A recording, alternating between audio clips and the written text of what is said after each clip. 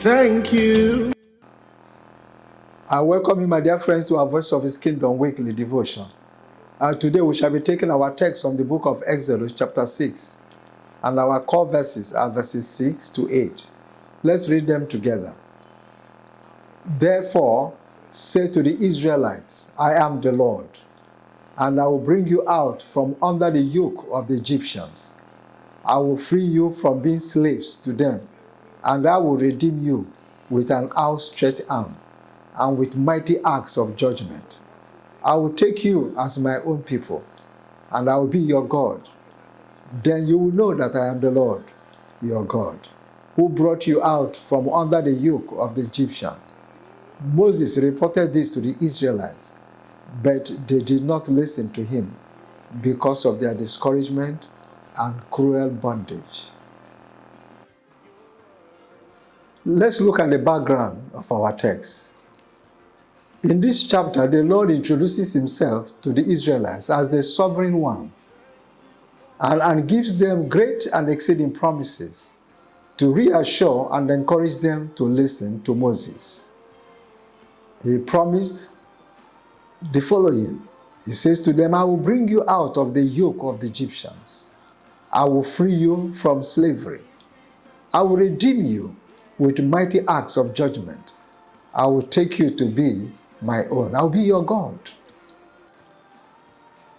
We can see that this generation were born into slavery and may never have known freedom all their lives.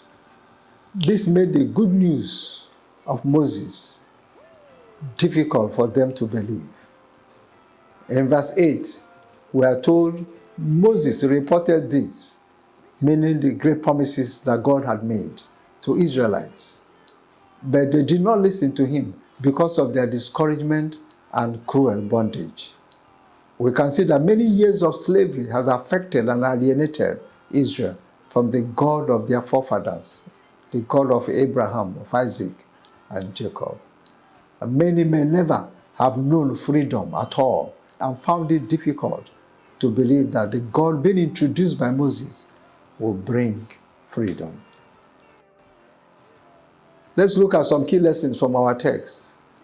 The Bible advocates we walk or live by faith and not by sight. We can see this in 2 Corinthians chapter 5, verse 7. Abraham was commended by God for his faith life, and this was captured in Romans chapter 4, verse 18, where the Bible says, against all hope, Abraham in hope believed, and so became the father of many nations, just as it had been said to him, so shall your offspring be. So, my dear friends, it's important for us, therefore, not to allow our life's experiences to determine how we live and respond to God. But rather, we should focus on and depend on the promises of God. Second lesson, God knows the details of our situations more than we do. And if we submit those situations to him, his response and intervention will be comprehensive. See what he saw and said he would do for Israel. He said to them, I will bring you out of the yoke of the Egyptians. I will free you from being slaves. I will redeem you with mighty acts of judgment. I will take you to become my own. I will be your God. These were the promises of God. So God wanted to do something very comprehensive because he knew what the problem was and made up his mind to deliver Israel. 1 Peter chapter 5, verse 7, he says, cast all your cares or anxieties on him because he cares for you.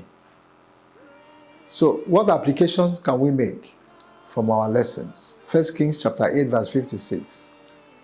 It says, praise be to the Lord, who has given rest to his people Israel, just as he promised. Not one word has failed of all the good promises he gave through his servant Moses. Though the Israelites in our text didn't believe what God had promised through Moses, they nevertheless came to pass. I will therefore put my trust in God and his promises because they never fail.